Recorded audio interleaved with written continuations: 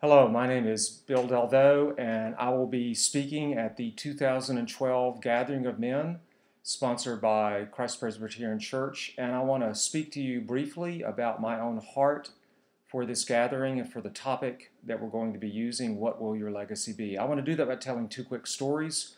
One is a young man that I taught and coached and grew to love, and he came to me one day and came into my office really deeply distressed, and it was the beginning of the school year. He had lived with his father during the summer. It was a divorce situation, and he lived during the school year with his mother. And he came to me and began to tell the story of what it was like during the summer. And one of the things he told me was a conversation he had with his father. And in the conversation, his father began to chew him out about his grades because his grades were not good, because he was depressed, and some of that depression was because of the family situation.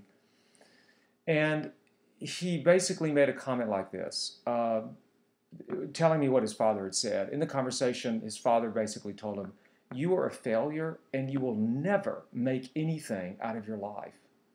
And he said this with tears streaming down his face. And I remember trying to comfort him, trying to say something that would console him. But when a father says something like that to a son, it sounds like a prison sentence. And as far as I know, that son really was struggling with feeling like a failure the last time I knew him.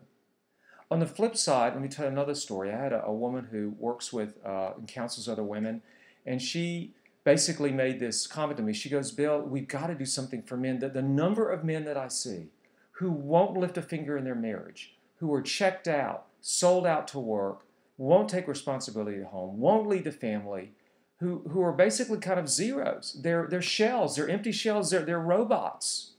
What can we do?" And these two stories illustrate what I call the two general types of men. One is what I call the violent man, the other is what I call the silent man. And the violent man is basically abusive, and the silent man is basically passive. And the reason why this is so critical is because when we speak about legacy, we think of, every man wants to make a mark. Every man wants to be known as doing something significant. Every man wants to, in a sense, know that his life matters. And so we primarily think of legacy in terms of fame, achievements, accomplishments, but that's not the legacy, the most important legacy that we can leave at all. The most important legacy that we can leave is the effect we have on those around us, particularly those very close to us. And as you can see, the effect most men leave on those around us is not life-giving. It's tragic. It's destructive. It's not an oasis of life. It's a desert. And so the idea of a legacy is so critical. And that's what we're going to try and approach. How can a man leave a life-giving legacy to those around him? And the last point I want to make is this. I want to propose the hope at this gathering that every man can take a journey to own himself as a man. And you do that by following Jesus Christ and becoming so connected to him that you become like him. And here is a stunning idea. Jesus Christ, by all standards, left the most extraordinary legacy of any man in human history. And if we choose to follow him, the New Testament says that we are going to be chiseled and sculpted in some way in his image, and that we too can, in some way, leave a legacy, albeit a faint echo of his, some legacy similar to the legacy that Jesus left.